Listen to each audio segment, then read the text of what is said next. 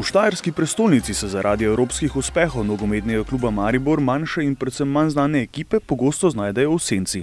Ena takšnih je futsal ekipa Društva gluhih in naglušnih Podravja Maribor, ki bo po uspehu doma športno srečo iskala tudi v Evropi.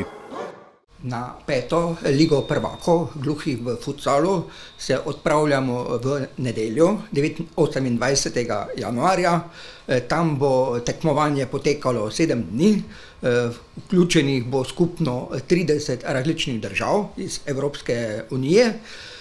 Naši športniki se že od maja meseca naprej pripravljajo. Takrat so osvojili naslov državnih prvakov v Sloveniji in s tem so tudi dobili vstopnico za 5. ligo prvakov gluhih v Španiji.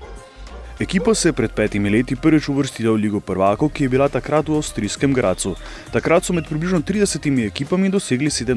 mesto. 3 leta zatem so se ponovno uvrstili v ligo prvakov, vendar se zaradi finančnih razlogov tekmovanja niso uspeli udeležiti.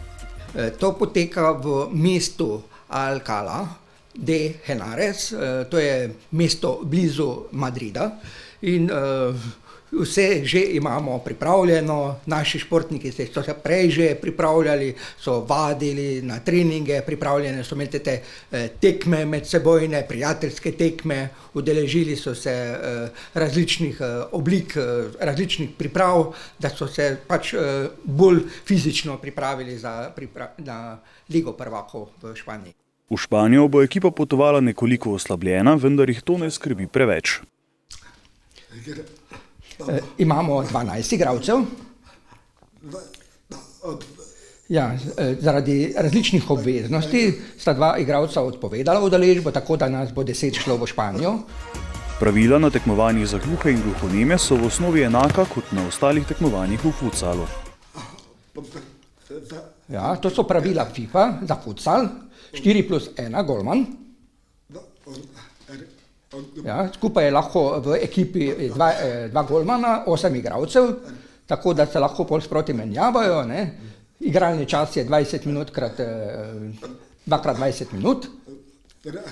Potem v skupini, naša skupina ima 4 ekipe, potem to so predtekmovanja, kvalifikacije pol nastanejo in pol gre tudi na izpadanje. Tako da tisti, ko bojo šli naprej, ostali pa igrajo za zadnja mesta. 23-kratnih državnih prvakov močna konkurenca v Španiji ne skrbi preveč. Napovedujejo borbeno igro, s katero upajo na uspeh. Nas ni strah.